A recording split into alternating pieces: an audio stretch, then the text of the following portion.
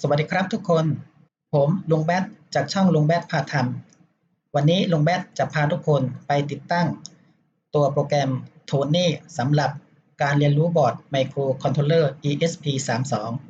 เราก็มาเริ่มกันเลยครับก่อนอื่นก็ให้เปิด Google Chrome ขึ้นมา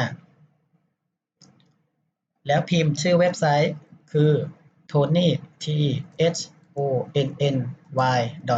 thonny.org จากนั้นก็ Enter ครับจากนั้นก็จะเข้าสู่เว็บไซต์ของ Tony เราจะทำการดาวน์โหลดก็ดูว่าเครื่องของเราเป็นอะไรอย่างเช่นเครื่องของลุงเป็น Windows ก็ให้คลิกที่ปุ่มนี้ Windows หากเครื่องของใครเป็น MacBook ก็ให้กดที่ปุ่มนี้หรือใครอยากจะลงแบบ Linux นะครับก็ไปศึกษากันได้ตามข้อความที่ปรากฏขึ้นมานี้พอเราดาวน์โหลดเสร็จปุ๊บมันก็จะมาอยู่ที่หน้านี้ครับที่ดาวน์โหลดนะครับก็จะมีตัว Tony เวอร์ชัน 3.3.13 ก็ให้ทุกคนดับเบิลคลิกได้เลยจากนั้นตัวโปรแกรมก็จะถามว่าจะ install แบบไหนนะครับ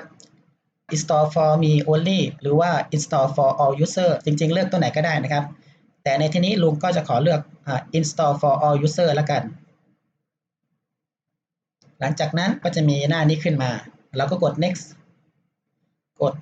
I accept นะครับแล้วก็กด next ไปเลยในทีนี้เราอาจจะไปลงไว้ในโฟลเดอร์หรือว่าในไดรฟ์อื่นก็ได้แต่ในทีนี้ลุงก็จะinstall ในโฟลเดอร์ปกติของเขาจากนั้นก็กด next ไปเรื่อยๆครับทีนี้เขาถามว่าเราอยากจะสร้างตัวไอคอนที่หน้าเดสก์ท็อปหรือไม่เราก็ติ๊กไปนะครับเราอยากจะสร้างหรือถ้าใครไม่สร้างก็ไม่ต้องติ๊กจากนั้นก็กด next กด install ก็รอสักครู่หนึ่งตัวนี้เป็นโปรแกรมขนาดเล็กนะครับไม่ใหญ่มากเพราะฉะนั้นในการติดตั้งก็จะรวดเร็วไม่ช้าเหมือนการติดตั้ง Python นะครับหลังจากนั้นเราก็กด finish ก็เป็นการเสร็จสิ้นสำหรับการลงโปรแกรม Tony ทีนี้เราลองมาเปิดดูนะครับโปรแกรม Tony แล้วก็พิมพ์ตรงช่องแว่นขยายตรงนี้ก็พิมพ์คำว่า Tony ก็ให้คลิกที่ไอคอน Tony มันก็จะมีหน้าต่างโปรแกรมของ Tony ขึ้นมาอันนี้เป็นโปรแกรมที่ลุงเคยเขียนไว้แล้วนะครับอันนี้ก็เป็นการเสร็จสิ้นสำหรับการลงโปรแกรม Tony เอาไว้ใน EP หน้าลุงจะมาสอนการต่อกับตัวบอร์ด ESP32 สำหรับคลิปนี้